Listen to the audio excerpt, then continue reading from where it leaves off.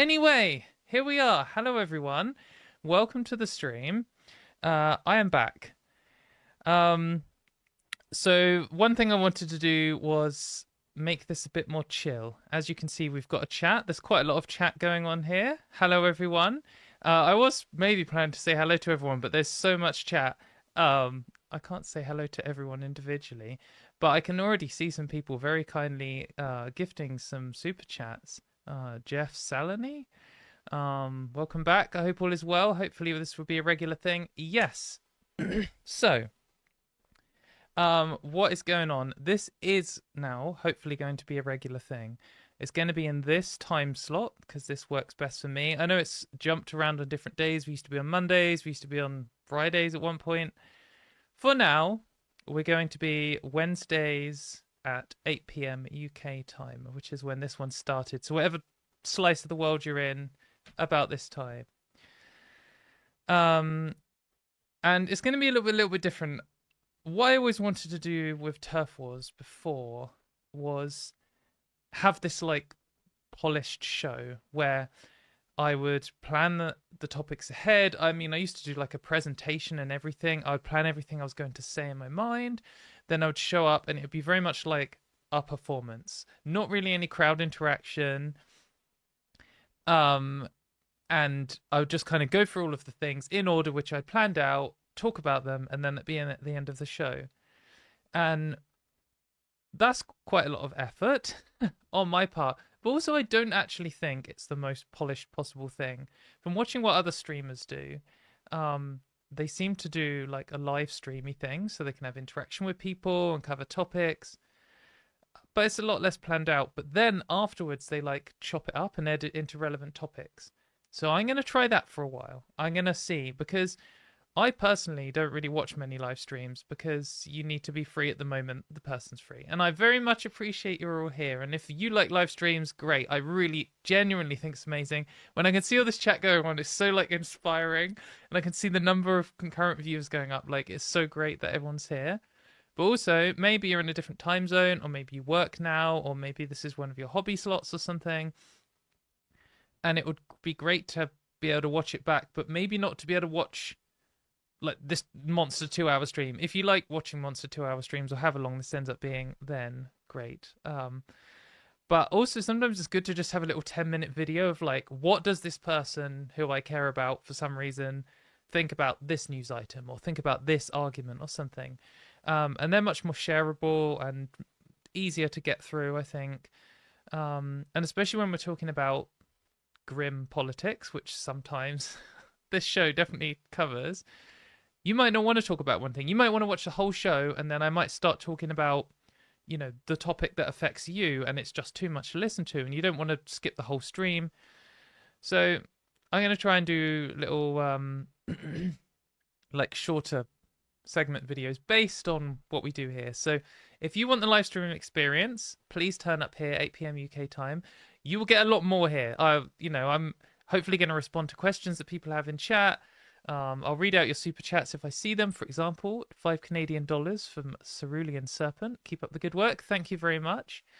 But also, if you want just the shorter videos, then I'm going to give that a go too. I've practiced some editing. We're going to see. I kind of hate editing, but I've got some new tools, so hopefully that'll be... hopefully I'll make it easier. So if you're wondering what this channel is going to be like going forwards, we're going to try that. I would like your feedback.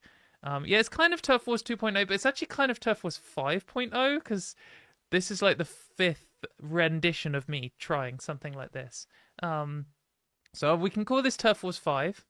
The live stream can be like Turf Wars 5, but we're not going to have the cool intro and all that kind of stuff. It's kind of just going to be like this. And then I've also got like a presentation setting. So, ta-da! It's like the same thing, but I'm in the corner and I've got the thing. Maybe I'll make it so we get the whole screen here because it's kind of cutting off the left. But I don't know. We'll work it out. But yeah. So welcome. So I do have a list of things that I want to talk about. I guess Yeah, just see what chat's saying. €10 from Sale. Team Lashko forever. Yeah, amazing. I went to Slovenia again this year. It was pretty good.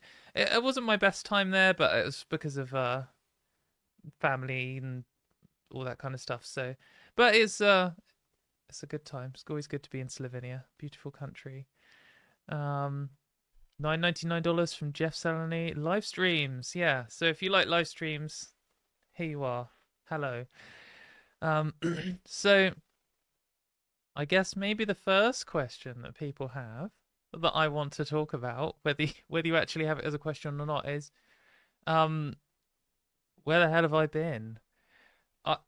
So I started, well, say obviously, I started like live streams and stuff in 2020 during lockdown, something to do to stop me from going insane, and I just really loved it. Like I like talking. I like arguing with people. I particularly like doing the call-in shows like Transatlantic and Atheist Experience and The Line and all these others. And then going on people's podcasts, and that's really great. And I also like doing my own show because it lets me cover my own topics and it has all you great people. So that's quite cool. But it is a lot of effort, and it's not just time effort. It's not like, oh, I sit down, I write a load of stuff for 3 hours, and then we get going. Because it is that too. Like you get home from work. I still work like a 9 to 5 job, and I get back from work and I cook dinner, and then I set up stream, and then I do this, and then like it stops whenever, and I've basically done 2 full days of work. But it's also a lot of emotional. It's quite an emotional burden to constantly be reading all of this news and stuff. And I know a lot of you do that too, and you probably burden yourselves with that too. But then there's the extra level of, I feel like I need to understand it very fully before I start talking to people about it. So I, try and do my own research on it and talk to the people involved with it, which means, please don't turn this into a call-in show. No, this is not going to be a call-in show. Don't worry. This is not going to be a call-in show. This is going to be my show where I just talk about stuff. We might have guests, but we're not. It's not going to be a call-in show. But yeah, so it's quite stressful to try and keep on top of all of the news. And also I did a lot of arguing with the most horrific people on earth, which is also quite a burden. And then they notice me, and as soon as they start noticing you, basically if you're a trans person with like more than 1,000 followers on social media, then you probably got some dedicated freak who is obsessed with you and has to try and ruin your life or something. And obviously I've got quite a few followers on various platforms, and so there are quite a lot of them, which is another burden, and it all adds up. But I think the thing that was stressful, but I was managing it. And I think the things that kind of pushed me to the edge where I felt like I needed a break was a combination of things. One was it was just getting so stressful that basically when this stuff directly affects you, as some of you will know, but some of you watching definitely won't know personally, when something's like literally looming over your own head. If you're someone who cares passionately about trans healthcare for trans children, for example, that's really horrible. And as a trans person, it really affects me when I see people lying about it or it getting banned in ridiculous countries like the UK. And that's really demoralizing. But it doesn't affect me personally. It affects my close friends, parents of trans children, and it affects real humans who I care about. And I empathize with people stuck in that situation. But when it's stuff that directly affects me too, it's not even like it's much harder to hold yourself up as like we're going to get through this, because you've got your own worries about your own future too. So that was very stressful. And one of the things that was kind of keeping me alive on that was, in the UK, we, until recently, had the Conservative Party in power, and they were in power for 14 years, which was fucking grim. And they just have torn apart this country and completely ruined it. But one of the things, obviously, is they were attacking trans rights. And I kept feeling like they're going to do something. They're going to take away something that directly affects me, and I need a plan in action to do that. And that kind of fear was part of what was motivating me to to do stuff, but also it was so hanging over my head, it was kind of crushing me. um and so one of the things that was keeping me going was just thinking, right, they're going to get voted out. We all knew they were going to get voted out. I was just like, we've just got to make it to this date, we've just got to make it to this date.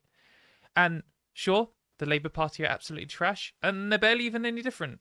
I didn't vote for the Labour Party. I wasn't, someone who believed that they would actually make a difference. But it was just some kind of deadline. I've just got to keep going to this moment. I've just got to keep going to this moment. And then I got there, and all of the stress of, like the abuse from the gender criticals and stuff, and the stress of watching people lose their rights around the world, and like children here in the UK, and that just kind of overwhelmed me, and it broke me a bit, and I just burnt out, basically. I needed some time out, and I think this happens to a lot of people. I think that in any activist space, not just trans people, not just LGBT people, in all activist groups, there's only so much of this you can take and do. However strong person you are, it is going to break you eventually. It's broken me before, and I got back, and then it broke me again, and now I'm back here. And what's important is when it breaks you, that it's just like a temporary break. If you decide you never want to do activism again, that is fine, but as long as it doesn't destroy you as a person. So if you are someone who wants to do what I do, or what other trans people that you look up to do, or other activists from other, walks of life do, then please do that. But also just bear in mind, it will break you. You are not invincible. I think I'm like above average at surviving this kind of thing. Not saying anyone else is weaker than me or anything like that, but I'm very good at emotionally deflecting abuse and things and rationalizing it away. And even then, it's just, they do things that you can't deflect and rationalize away, like, post your home address online or something like that. That's kind of stuff isn't something that will ping off anyone. But it hasn't destroyed me, and it's not going to destroy me, and I'm not going to stop fighting for my future and for your future. And I would hope that's the same for you. You've just got to sometimes burn out, sometimes take a break.